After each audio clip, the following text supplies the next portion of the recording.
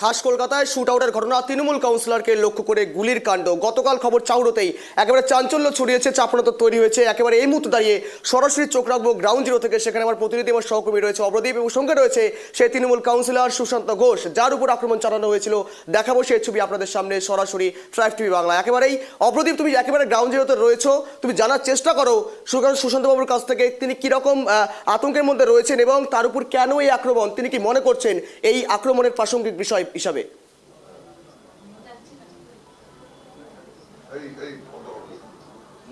একদমই, আমরা এই মুহূর্তে রয়েছি গতকাল যার ওপরে গুলি চলেছিল কসবায়, তিনি আমাদের সঙ্গে রয়েছেন কাউন্সিলর সুশান্ত ঘোষ। সুশান্তদা, কালকে আপনার ওপরে একটা প্রাণঘাতী হামলা হলো, কি মনে করছেন? মনে করার কিছু নেই, হয়েছে, একটা ঘটনা ঘটেছে, দুজনকে গ্রেপ্তার করেছে, পুলিশ ইনভেস্টিগেশন করছে। খুব শিগগিরই এটা যারা করেছে তারা ধরা পড়বে বলে আমার বিশ্বাস।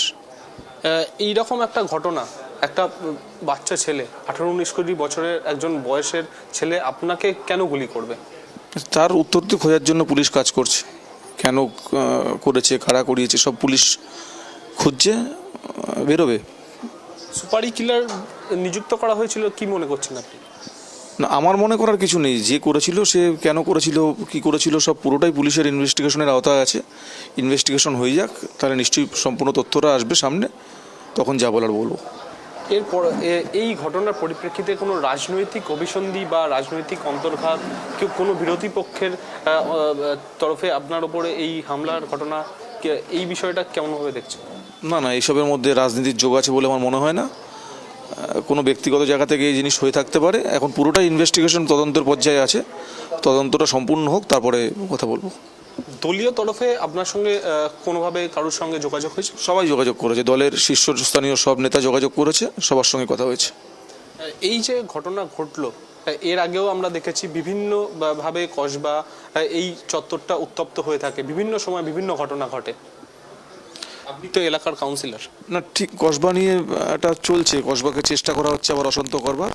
কিন্তু আমরা যারা রাজনীতি করি, আমাদেরকে আরও সচেষ্ট হতে হবে যাতে কসবায় অপরাধীরা যাতে মাথা তুলতে না পারে। সেটা আমাদের রাজনীতিবিদদের দায়িত্ব, আমরা সেটা দেখব। আপনার সঙ্গে যেখানে এই ঘটনাটা ঘটলো তার ঢিলছোড়া দূরত্বে থানা, পুলিশ কি করছিল? না, সব পুলিশের পক্ষে তো আগে থেকে কে কোথায় কলকাতা শহরে কাকে আক্রমণ করতে হয় পুলিশের পক্ষে আগে থেকে জানা সম্ভব।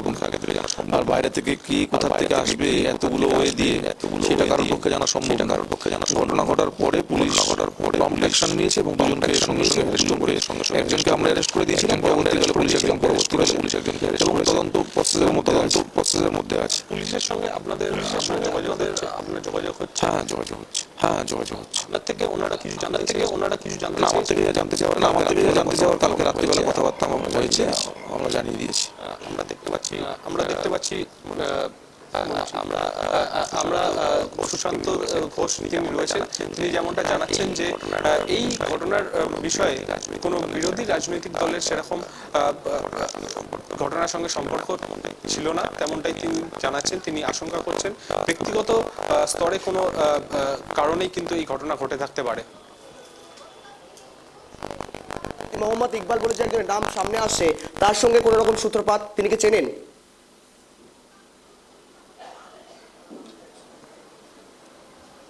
মোহাম্মদ ইকবাল বলে একজনের নাম উঠে আসছে, আপনি কি এর আগে তাকে চিনতেন না? এগুলো চেনা সম্ভব না, জানি না। পুলিশ ইনভেস্টিগেশন করছে, পুলিশ তদন্ত করে বার করুক, তারপরে আবার যা বলার বলবো। একদমই, আমরা সরাসরি কথা বললাম সুশান্ত ঘোষের সঙ্গে। তিনি যেমনটা জানাচ্ছেন যে এই ঘটনার সঙ্গে কোনো ব্যক্তিগত সম্পর্ক থাকতে পারে, তার জন্যই কিন্তু এই ঘটনা ঘটেছে। পুলিশ ইতিমধ্যেই দুজনকে গ্রেপ্তার করেছে এবং পুলিশই কিন্তু খুঁজে বার করবে এই ঘটনা কেন ঘটলো। কসবায় এর আগে একাধিকবার উত্তপ্ত হওয়ার ঘটনা ঘটেছে, তার পরিপ্রেক্ষিতে কাউন্সিলর সুশান্ত ঘোষ তিনি যেমনটা জানাচ্ছেন যে কসবাকে কোনোভাবে কালিমালিপ্ত করার জন্য কেউ হয়তো প্রচেষ্টা চালাচ্ছে। একেবারে আপনাদের নজর রাখো, আপডেট রাখো। তোমার কাছে আবার আসবো, ধন্যবাদ তোমাকে সঙ্গে থাকার জন্য। যে ছবি দেখালাম, দেখুন, অল্পের জন্য প্রাণে বাঁচেন Trinamool councillor. Viral CCTV footage প্রকাশ্যে আসা রীতিমতো চাঞ্চল্য ছড়িয়েছে এলাকায়। সরাসরি এক্সক্লুসিভভাবে সাক্ষাৎকার দিলেন সুশান্ত ঘোষ, যার উপর আক্রমণ চালানো হয়েছিল গতকাল রাতে। অল্পের জন্য প্রাণের রক্ষা পেয়েছেন তৃণমূল কাউন্সিলর সুশান্ত ঘোষ। একেবারে হারিম করা গুলিকাণ্ড এবং চক্রান্ত করে তাকে কিন্তু একেবারে গুলি চালানো হচ্ছে এমনটা মনে করছেন তিনি। পাশাপাশি কোনো রকম রাজনৈতিক যোগ নেই সাফ কিন্তু জানিয়ে দিচ্ছেন বা মনে করছেন তৃণমূল কাউন্সিলর। যদিও এই ঘটনা রীতিমতো চাপানো চাঞ্চল্যতা তৈরি হয়েছে ইতিমধ্যে বিভিন্ন রাজনৈতিক মহল থেকে বিভিন্ন রকমভাবে বিবৃতি সামনে আসতে শুরু করেছে।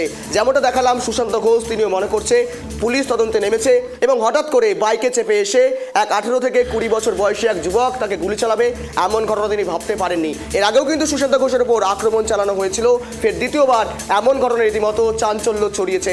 পুরো ঘটনা তদন্ত শুরু করেছে পুলিশ, কিন্তু একটা প্রশ্নের বিষয় উঠে আসছে, ভর সন্ধ্যাবেলায় কলকাতার মতন এলাকায় কিভাবে এমন চাঞ্চল্যকর ঘটনা ঘটতে পারে, যেখানে হাতের সামনে রয়েছে পুলিশ প্রশাসন এবং পুলিশের থানা রয়েছে, এবং সেক্ষেত্রে দাঁড়িয়ে পুলিশের নাকের ডোগায় কিভাবে এরকম আক্রমণ চালাতে পারে প্রকাশ্য দিবালোকে, সেক্ষেত্রে দাঁড়িয়ে কিন্তু রীতিমতো চাঞ্চল্য তৈরি হয়েছে এখনো পর্যন্ত। অর্থাৎ ভাইরাল সিসিটিভি ফুটেজ এখনো পর্যন্ত দুজনকে গ্রেপ্তার করেছে কলকাতা পুলিশ। পুরো ঘটনা তদন্ত শুরু করেছে পুলিশ।